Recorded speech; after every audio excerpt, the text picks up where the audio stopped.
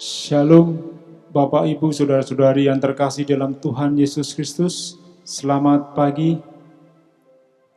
Sungguh mengucap syukur kalau pagi hari ini kita tetap semangat meskipun kita beribadah di rumah kita masing-masing dalam minggu ini. Kami percaya kita tetap bersama-sama beribadah di rumah kita bersama dengan keluarga kita dan gereja, mendukung bersama-sama untuk kita senantiasa datang ke hadirat Tuhan dalam ibadah kita pagi hari ini. Mari kita bersama-sama memulai ibadah kita, menyiapkan hati kita masing-masing. Saya akan membacakan di dalam 1 Korintus 3 ayat 7 sebelum kita memulai ibadah pagi hari ini. Karena itu yang penting bukanlah yang menanam atau yang menyiram, melainkan Allah yang memberi pertumbuhan. Amin. Keadaan di sekeliling kita boleh berubah. Orang-orang di sekeliling kita boleh berubah. Kita tidak dapat mengendalikan segala sesuatunya. Tapi kita bersyukur bahwa dalam segala keadaan kita punya Allah yang dulu, sekarang, dan selama-lamanya selalu berkasa. Amin. Kita akan naikkan pujian kita. Yesus Tuhan, Allah yang berkasa.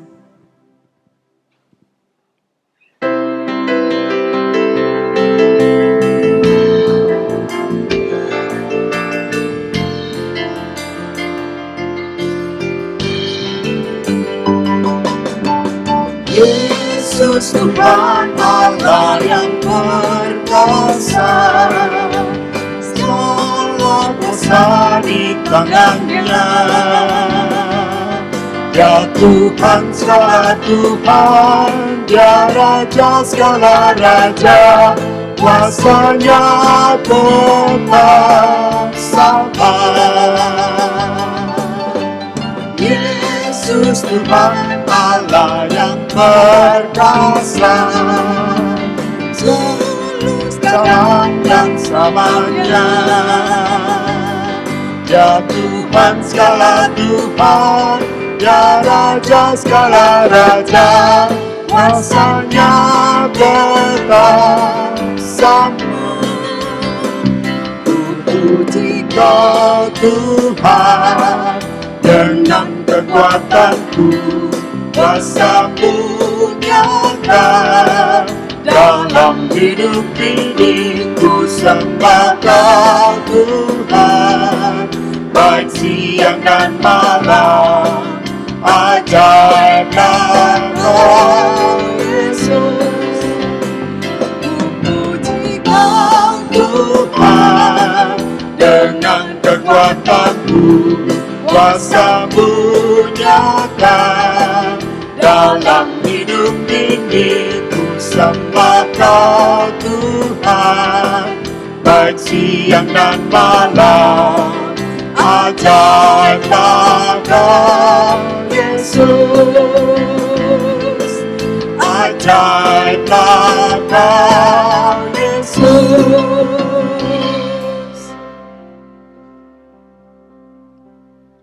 Bersama-Mu ya Tuhan, Roh-Mu yang senantiasa hidup di dalam kami. Jiwa kami tenang ya Tuhan. Dan saat ini Bapa, biarlah jamahan-Mu, biarlah kuasa-Mu Tuhan mengalir Tuhan sekali lagi Bapa, dalam hati, dalam hidup kami, di dalam keluarga kami Tuhan, di dalam rumah kami, di dalam gereja kami, di negara ini Tuhan, di tanah yang kami kasihi ini Bapa. Ini kami Tuhan, anak-anak-Mu, datang kepadamu. Roh-Mu yang hidup Tuhan, penuhi kami.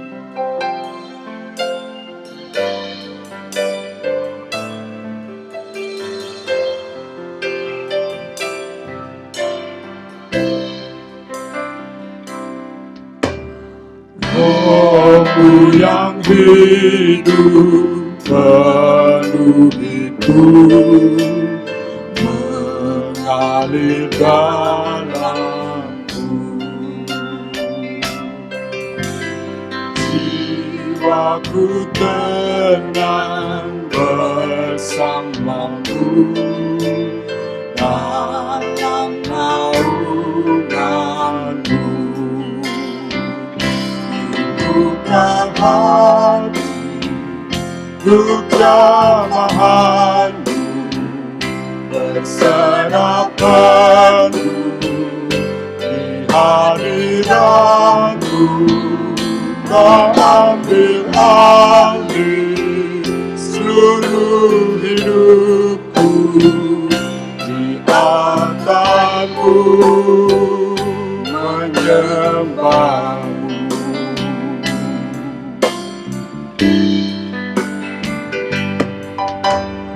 Rohmu yang kudus pulihkanku, Engkaulah damaiku. Ku hidup oleh anugerah-Mu yang menyertai-Ku. Buka hati untuk jamahan-Mu, berserah penuh di hadirat-Mu. Kau ambil alih seluruh hidupku, di altar-Mu menyembah-Mu.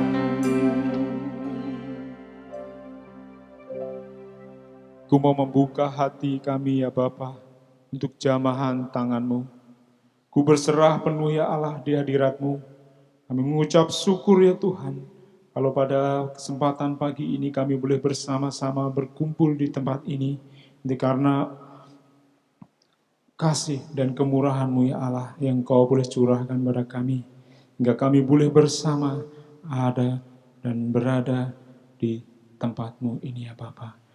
Bapa, kalau saat ini ya Tuhan Yesus kami mau beribadah bersama, baik dari rumah kami masing-masing maupun di tempat ini ya Bapa, kami percaya bahwa Tuhan hadir, Allah bersama-sama dengan kami, untuk kami boleh menaikkan pujian, untuk kami boleh menyanyikan pujian bagi Engkau, untuk kemuliaan nama-Mu. Terima kasih Tuhan Yesus, kami mau serahkan ya Tuhan, ibadah kami sepenuhnya hanya ke dalam satu nama, Tuhan kami Yesus Kristus Allah yang kami sembah. Kami berdoa. Haleluya. Amin.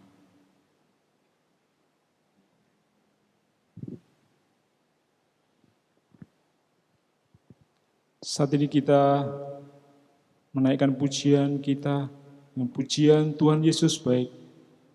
Pujian ini akan menyiapkan kita sebelum kita memberikan persembahan pada Tuhan.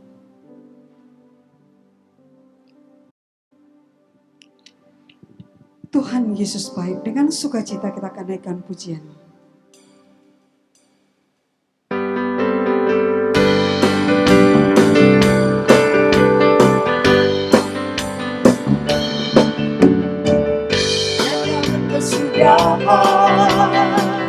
Kasih setiamu Tuhan, selalu baru rahmat-Mu bagiku. Dari berganti hari, tetap kulihat kasih-Mu, tak pernah berakhir di hidupku.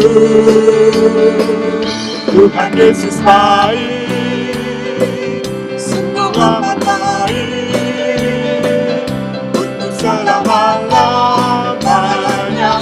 Tuhan Yesus baik, Tuhan Yesus baik, sungguh amat baik, untuk selama-lamanya, sampai selama-lamanya.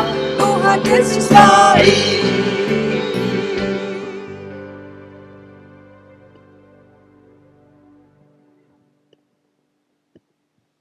Mari kita bersama berdoa. Terima kasih Tuhan Yesus, kami bersama, kami memuji dalam kebaktian ini. Terpujilah Tuhan, kami tetap dengan rasa syukur, meskipun suasana pandemi ini belum berakhir. Kami bersama-sama saat ini ya Tuhan, dengan rasa syukur pula, untuk mengumpulkan persembahan.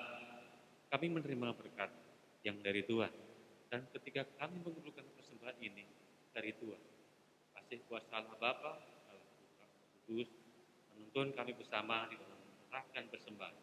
Terpujilah Tuhan Yesus. Ya, amin.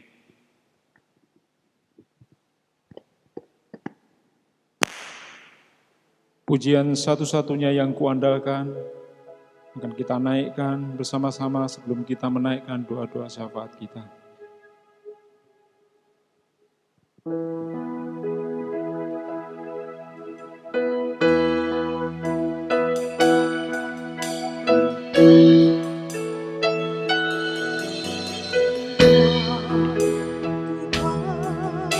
Yang setia, waktumu selalu yang terbaik. Engkau Tuhan sandaranku, Dan ku hanya hanya akan kan berharap padamu. Satu-satunya yang ku andalkan, satu-satunya yang ku percaya. Engkau sumber kekuatan, sumber pengharapan, sumber kedamaian. Satu-satunya yang ku andalkan, satu-satunya yang ku percaya. Engkau Tuhan memberkati, Tuhan menyembuhku, Tuhan memulihku. Satu-satunya yang ku andalkan, Satu-satunya yang ku andalkan, satu-satunya yang ku percaya. Engkau sumber kekuatan, sumber pengharapan, sumber kedamaian. Satu-satunya yang ku andalkan, satu-satunya yang ku percaya. Engkau Tuhan memberkati, Tuhan menyembuhku, Tuhan memulihku. Sungguh benar Bapa, pujian ini Engkau adalah satu-satunya. Engkau adalah Tuhan kami yang selalu menyertai kami, menjadi perisai kami. Pagi ini Bapa, kami menyerahkan syafaat kami menyerahkan bangsa negara kami. Jika saat ini bangsa negara kami masih berkutat dalam pembahasan dalam COVID-19 ini, kami percaya, kami mengimani Engkau akan memulihkan bangsa negara kami. Karena kami percaya Engkau Tuhan Allah kami yang sanggup melakukan segala sesuatunya. Kami serahkan Bapa, perekonomian juga bangsa negara kami ini ke dalam tangan kuasa. Kami percaya Engkau akan memulihkan bangsa kami. Kami juga menyerahkan untuk jemaat-Mu di GPI Kalvari ini Bapa. Kami serahkan anak-anak-Mu yang saat ini sakit, yang saat ini mengalami proses penyembuhan. Kami tidak dapat menyebutkan satu persatu, tapi kami mengimani di dalam nama Yesus Kristus ada kesembuhan, di dalam Yesus Kristus ada pemulihan.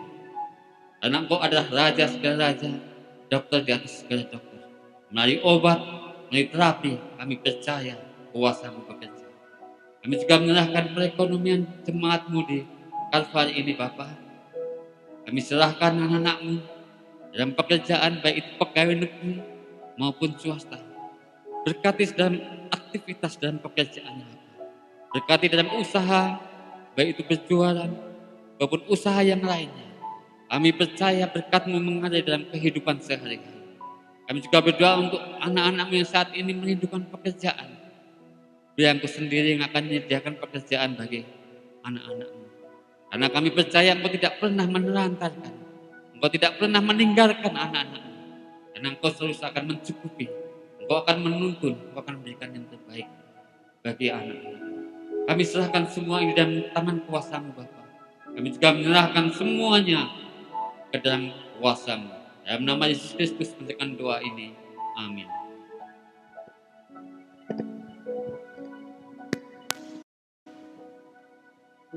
Pujian ubah hatiku akan mempersiapkan kita sebelum kita mendengarkan firman Tuhan yang akan disampaikan oleh hambanya Pendeta Stefanus Lindung Panji.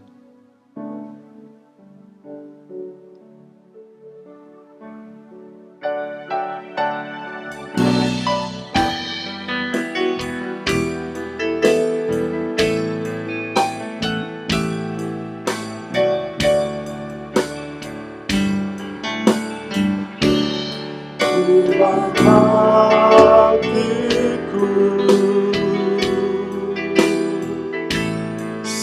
seputih salju,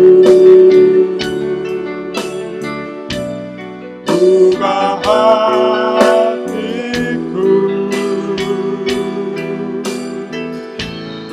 seperti dirimu.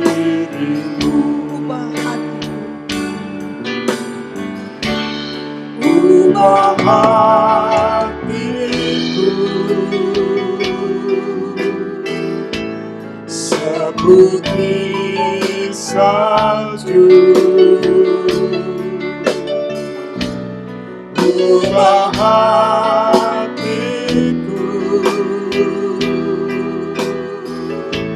seperti dirimu.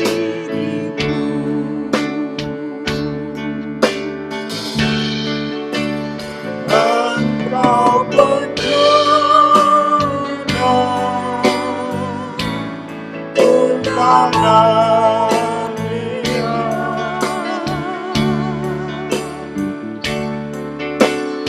untuk jadikan ini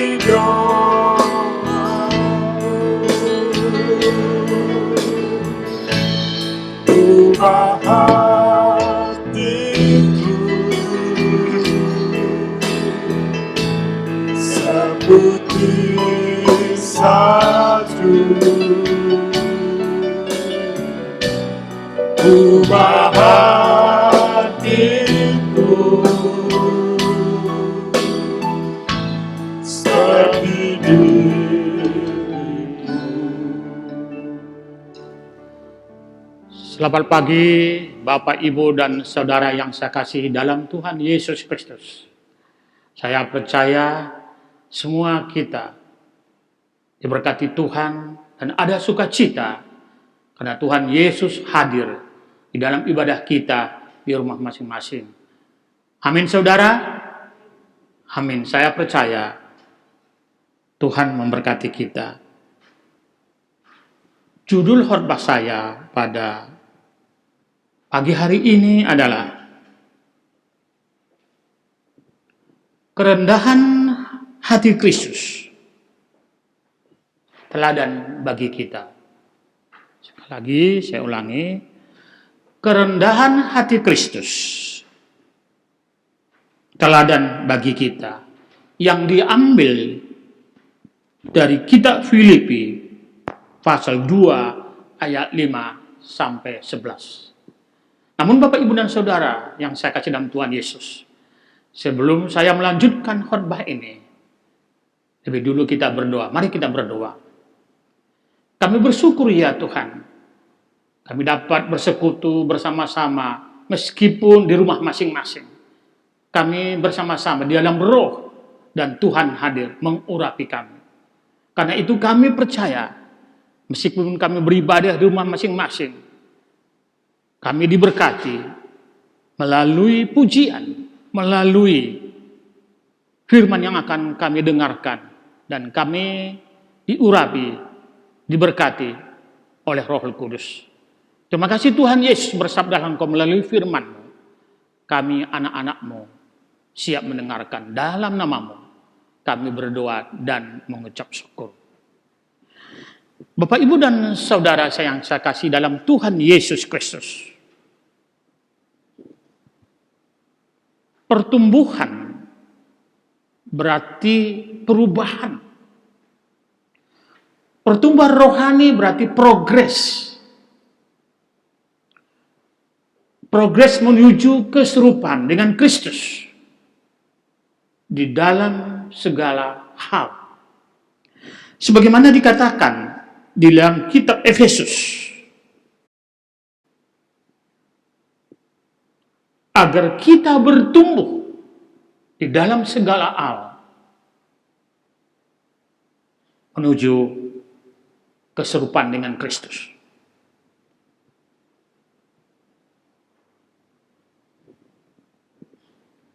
Perubahan memang tidak gampang. Karena seringkali perubahan sangat sulit kita lakukan. Karena kita sudah begitu lama di dalam suatu sikap, di dalam satu karakter. Dan satu-satunya yang bisa merubah adalah Roh Kudus sendiri. Perubahan dapat berjalan kalau kita mengerti sifat-sifat Kristus dan rela membuka hati kita untuk diubah oleh Roh Kudus. Dengan demikian, kalau kita bertumbuh dan berubah yang sesuai dengan karakter Kristus, orang lain dapat melihat Kristus dalam hidup kita. Dan Tuhan Yesus dimuliakan. Salah satu sifat Kristus yang seharusnya tercermin di dalam hidup kita masing-masing adalah kerendahan hati Kristus.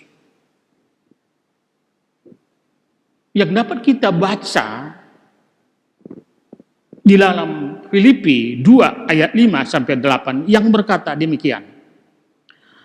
Hendaklah kamu dalam kehidupanmu bersama menaruh pikiran dan perasaan yang terdapat juga dalam Kristus Yesus, yang walaupun dalam rupa Allah tidak menganggap kesetaraan dengan Allah itu sebagai milik yang harus dipertahankan, melainkan telah mengosongkan dirinya sendiri dan mengambil rupa seorang hamba dan menjadi sama dengan manusia, dan di dalam keadaan sebagai manusia ia telah merendahkan dirinya dan taat sampai mati, bahkan sampai mati di kayu salib. Bapak, Ibu, dan Saudara yang saya kasih dalam Tuhan Yesus Kristus, mengosongkan diri di dalam bahasa aslinya, bahasa Yunani, yang digunakan dalam teks ini adalah kenosis, yang juga bisa diterjemahkan menghampakan diri. Tidak menonjolkan, tidak mengutamakan, atau dalam istilah sehari-hari bahasa Indonesia Medan, tidak menganggar jagokan. Mungkin di Batam jarang digunakan, tetapi di Sumatera Utara, di Medan, kadang-kadang seringkali orang berkata, jangan kamu anggar jago. Artinya, jangan kamu menonjolkan dirimu, kamu jangan menganggap dirimu paling hebat. Pertanyaannya adalah, apakah memang betul Yesus merendahkan diri? Di dalam firman Tuhan, kitab Filipi pasal 2 ini disebutkan bahwa meskipun Yesus adalah Allah, adalah Tuhan, tetapi ia tidak menunjukkan ketuhanannya. Bahkan dia menahan diri.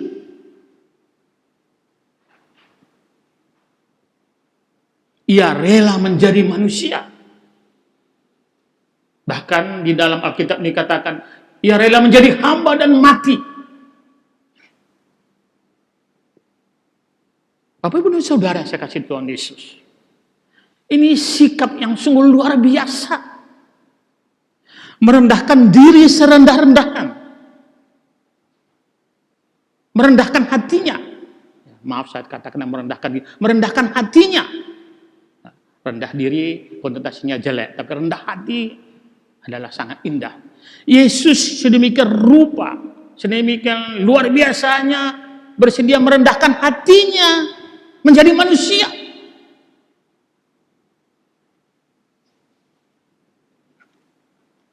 Ada muncul beberapa pertanyaan.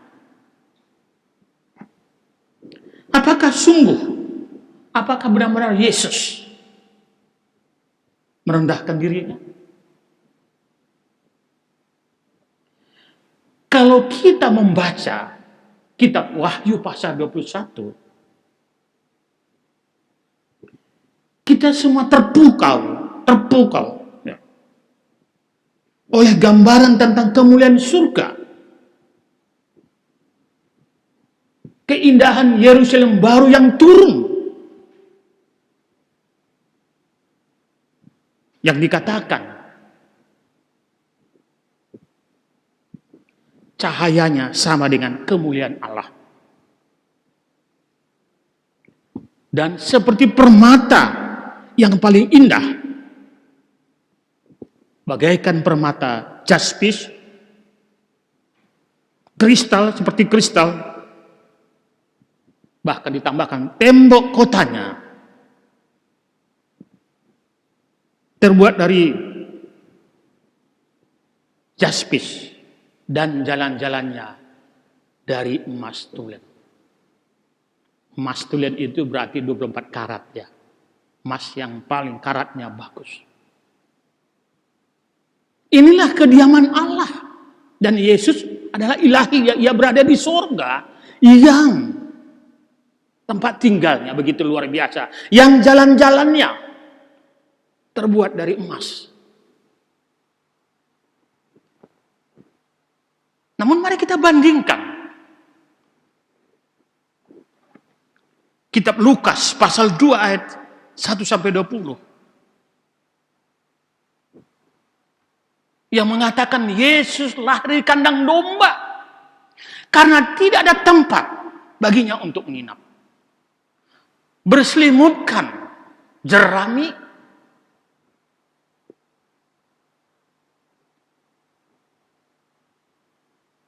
bagaimanapun miskinnya, saya kira di zaman sekarang tidak ada orang yang lahir di kandang domba. Tapi mari kita merenungkan Yesus yang kemuliaannya luar biasa telah berkenan lahir di kandang domba yang hina. Bukan hanya itu saja saudara yang kasih Tuhan Yesus.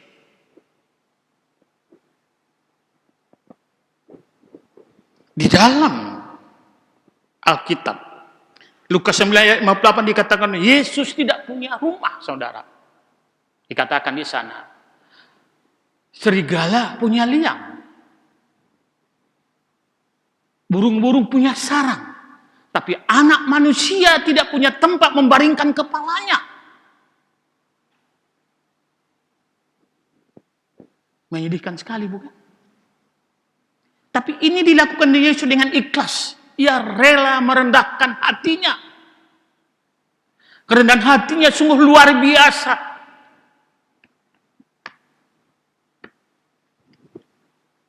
Apakah saudara tahu? Yesus yang kaya, luar biasa ini. Ketika diminta membayar bea bait suci, tidak punya uang sama sekali. Sehingga ia menyuruh Petrus bersama temannya pergi memancing ke danau. Dan disuruh dibuka mulutnya dan mengambil uang untuk membayar biaya bait suci. Dan ketika dia wafat, dikuburkan, dia tidak punya makam sendiri. Makamnya adalah pemberian Yusuf dari Arimatea. Bapak Ibu Saudara, Yesus sungguh rendah hati. Yesus sungguh Tuhan kita.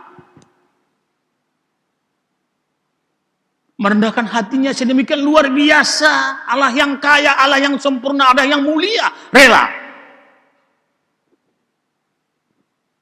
Tidak mempunyai apa-apa.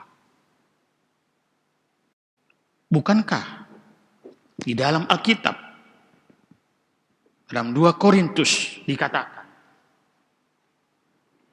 ia rela menjadi miskin agar kita yang miskin diperkaya oleh karena kemiskinan. Mari kita merenungkan Yesus yang sedemikian luar biasa.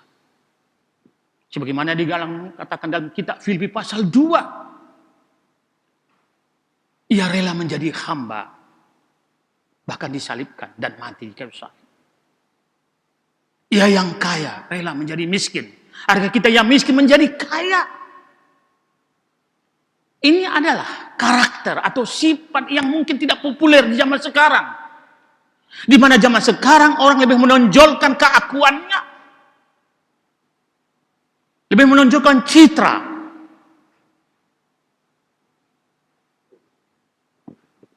Tapi inilah Yesus yang menyelamatkan kita. Inilah Yesus Tuhan kita. Ia yang memiliki segala-galanya.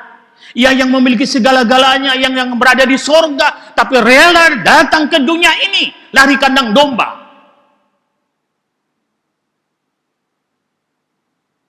Dan mati di kayu salib. Enggak punya apa-apa, enggak punya rumah. Bapak, Ibu, dan Saudara yang saya kasih dalam Tuhan Yesus Kristus. Salah satu acara TV yang lagi ngetren sekarang adalah, ada yang tahu kira-kira kediaman para selebriti, rumah para selebriti? Di dalam acara itu ditunjukkan bagaimana rumah-rumah selebriti yang luar biasa. Ya, kolam renangnya sungguh luar biasa. Ada yang mempunyai lapangan saudara, bukan tenis ya, lapangan golf. Ya kan? Sesuatu yang luar biasa dan patut mereka miliki karena itu melalui perjuangan mereka. Mereka telah bekerja keras untuk itu dan wajarlah mereka menikmati dan memiliki itu. Tapi Yesus yang memiliki segalanya, dan itu memang haknya. Tapi tidak menonjolkan, mengosongkan dirinya, kenosis. Tidak mengutamakan, tidak menunjukkan kelebihannya, tapi rela menjadi manusia. Satu sikap yang sungguh luar biasa. Nah, saudara, Bapak, Ibu, Saudara kasih Tuhan Yesus. Betapa menyedihkan apa yang kita lakukan, apa yang kita praktek dalam hidup sehari-hari. Lawan rendah hati adalah sombong. Lawan rendah hati adalah menonjolkan diri. Arogan, ya itu biasanya ya dalam hidup sehari, arogan. Yang menunjukkan bahwa sayalah yang utama, sayalah yang terbaik.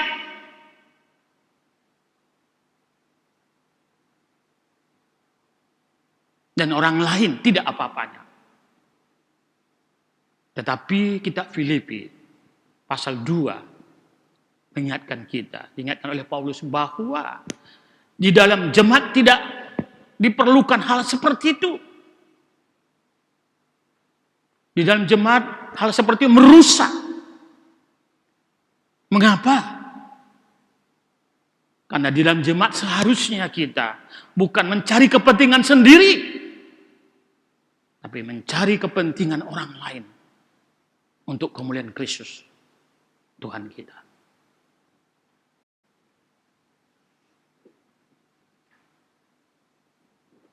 Bapak, Ibu, dan Saudara saya kasih dalam Tuhan Yesus Kristus.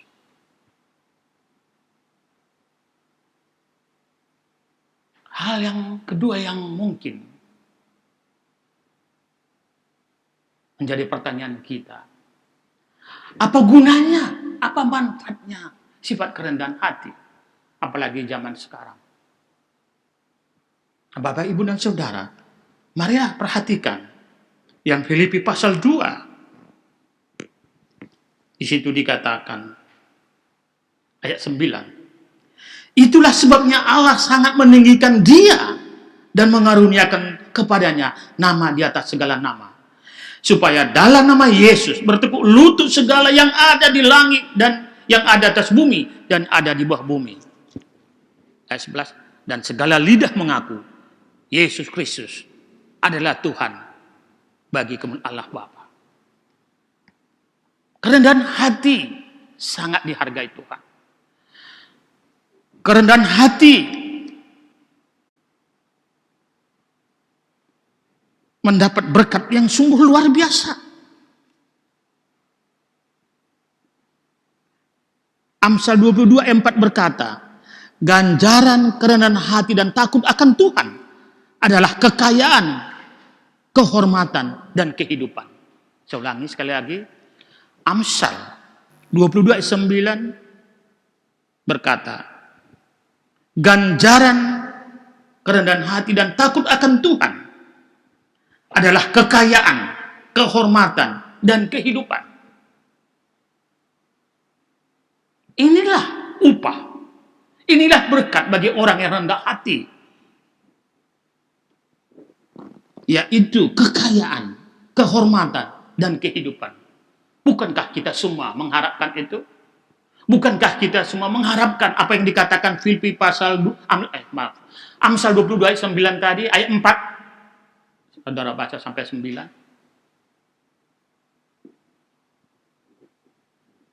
Karena itu, sama seperti Yesus, dikatakan Allah meninggikan dia. Segala mulut mengaku dia adalah Tuhan. Karena itu, mari Bapak, Ibu, dan Saudara yang saya kasih dalam Tuhan Yesus, yang saat ini kita berbakti di rumah kita masing-masing. Sebelum saya menutup khotbah ini, saya ingin kita masing-masing berubah, membaharui hidup, dan memiliki komitmen bahwa hidup saya ingin mencerminkan salah satu sifat Kristus, yaitu kerendahan hati. Minggu-minggu depan mungkin karakter yang lain. Tapi hari ini saya ingin menekankan, kita perlu berubah agar kita mencerminkan karakter Kristus, kerendahan hati yang sangat dihargai Allah, dan kita diberkati. Amin. Mari kita berdoa. Bapa Surgawi, Bapa yang kami kasih dalam Tuhan Yesus, terima kasih karena Engkau mengingatkan kami bahwa salah satu karakter Kristus yang sungguh luar biasa adalah kerendahan hatinya, di mana Dia adalah Allah sejati, tapi rela menjadi manusia, bahkan mati kayu salib hanya untuk keselamatan kami. Untuk itu ya Tuhan, ajar kami agar kami sungguh-sungguh menjadi anak-anak-Mu yang mencerminkan karakter Kristus dalam hidup sehari-hari. Sehingga kami diberkati, orang lain merasakan berkat-berkat-Nya, dan Engkau ditinggikan dan dimuliakan. Terima kasih Tuhan Yesus, terpujilah Engkau. Bapak, Ibu, dan Saudara, terimalah berkat-berkat Tuhan. Biarlah kasih karunia dari Tuhan Yesus Kristus, anugerah dari Allah Bapa, serta Roh Kudus menyertai saudara semua, sekarang sampai selama-lamanya. Di dalam nama-Mu Yesus, kami sudah berdoa dan mengucap syukur. Haleluya. Amin.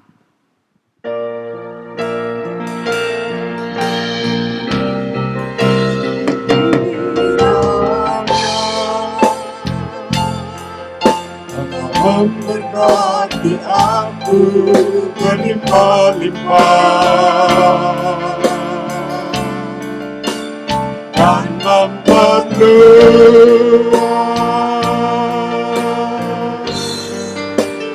daerahku,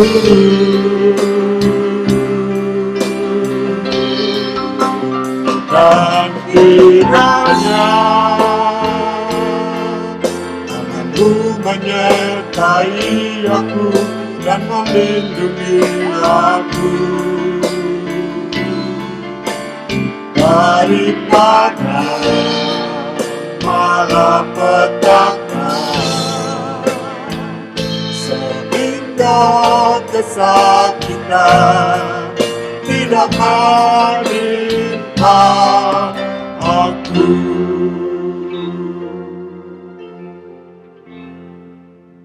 Selamat pagi Bapak Ibu Saudara, selamat hari Minggu. Tuhan memberkati kita.